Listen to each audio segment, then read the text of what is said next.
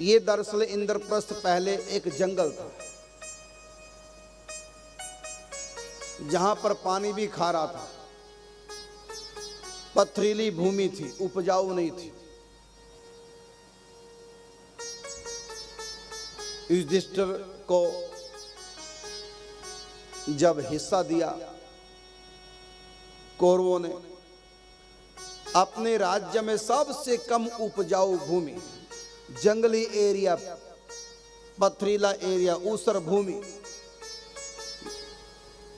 वो खांडवप्रस्थ था, जहां पर कोई जाता ही नहीं था।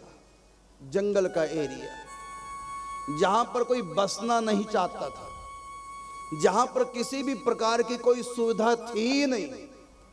ये खांडवप्रस्थ का क्षेत्र कौरवों ने पांचों पांडवों को दिया। दुखी हो गए लेकर, क्या किया जाए। भगवान श्री कृष्ण ने पांचों पांडवों को कहा कि चिंता मत करो, तुम्हारे हिस्से में जो खांडवप्रस्थ आया, पथरीली ये बंजर भूमि आई, चिंता मत करो, अभी हम यहां पर नगर बसाते हैं, खेती बाड़ी प्रारंभ करेंगे। भगवान श्री कृष्ण की कृपा से ये खांडवप्रस्थ बन गया इंद्रप्रस्थ, शहर नगर बसा दिया भगवान श्री कृष्ण ने। ये दिल्ली किसकी बसाई नगरी है, बोलो। ये दिल्ली किसने बसाया? स्वयं श्री कृष्ण ने बसाया। ये तो जंगल था। हरियाणा, पंजाब, उत्तर प्रदेश सबसे निकम्मी भूमि थी ये, ऊसर भूमि थी, पथरीली भूमि थी। लेकिन भगवान क्या नहीं कर सकते।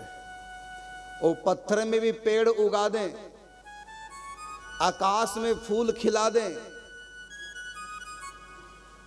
रेत की दीवार खड़ी करके उस पर बितान छा दें,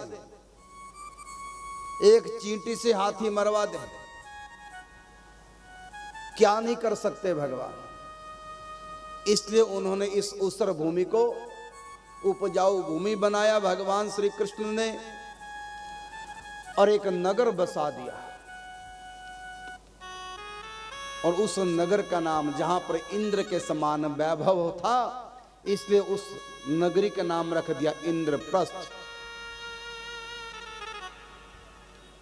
फिर विदेशी आक्रांताओं ने इस भूमि पर कब्जा कर लिया।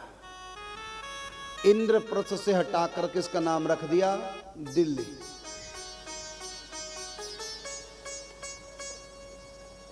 फिर विधर्मी यहां शासन करने लगे, और जो यहां पवित्र स्थल थे इंद्रप्रस्थ में, सबको धराशायी कर दिया, और वहां पर एक बहुत बड़ा किला बना दिया, जिसको आजकल कहते हैं लाल किला, जहां पर झंडा फहराया जाता है 15 अगस्त 26 जनवरी को। वो क्या है? वो युधिष्ठिर का महल है।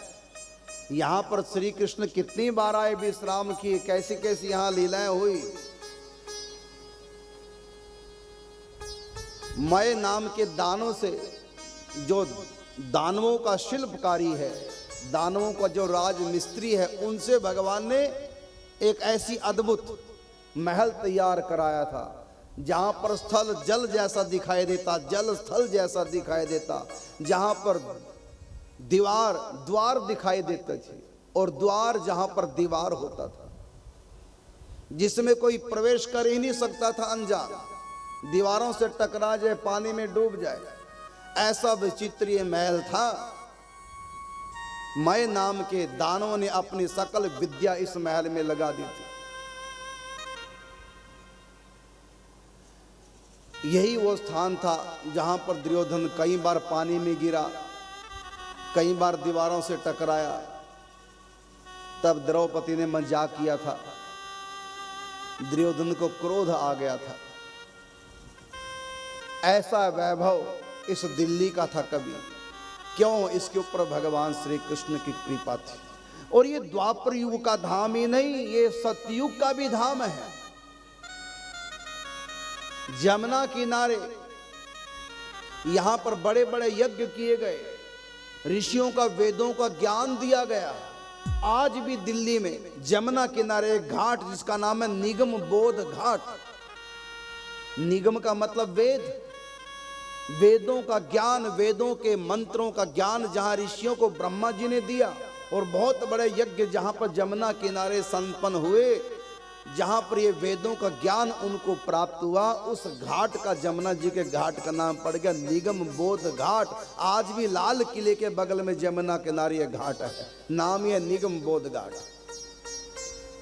आज दिल्ली पर शासन करने वाले जो नेता हैं उनको स्वयं नहीं पता कि इस घाट का नाम निगम बोध घाट क्यों है। निगम का मतलब वेद, बोध का मतलब ज्ञान, वेदों का ज्ञान जहां पर ऋषियों को प्राप्त हुआ, और यहां बहुत बड़े यज्ञ किए गए थे। महाराज युधिष्ठिर ने यहीं पर यज्ञ अपने संपन्न किए और यज्ञ करके पूरे वर्ल्ड के राजा कहलाए। ऐसा वो परम पावन क्षेत्र जहां पर बड़े बड़े ऋषि महर्षियों ने तपस्या की जमुना के किनारे, और जहां पर सूर्य पुत्री भगवती कालिंदी ने जल में रह करके तप किया था, और यहीं पर भगवान श्री कृष्ण को उन्होंने वरमाला पहनाई थी। भगवान कृष्ण के साथ कालिंदी का, जमुना महारानी का विवाह संपन्न हुआ था, और बड़ी बड़ी लीलाएं इस तीर्थ में हुई। ये परम पवित्र पावन तीर्थ है, लेकिन विदेशी आक्रांताओं ने इसके ऊपर कब्जा करके उन सब महलों को तोड़ करके अपने महल खड़े कर दिए।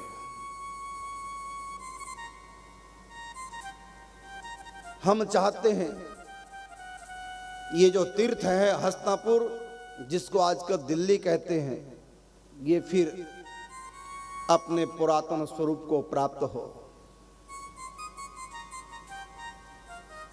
इसका नाम फिर इंद्रप्रस्थ हो। और हमारी भारत की संस्कृति, हमारे भारतीय राजा कितने बड़े बड़े हो चुके हैं पूरे विश्व पर, जिन्होंने राज्य किया है। ऐसा इस दिल्ली का, इस इंद्रप्रस्थ का वैभव है, हम सब भूल गए हैं।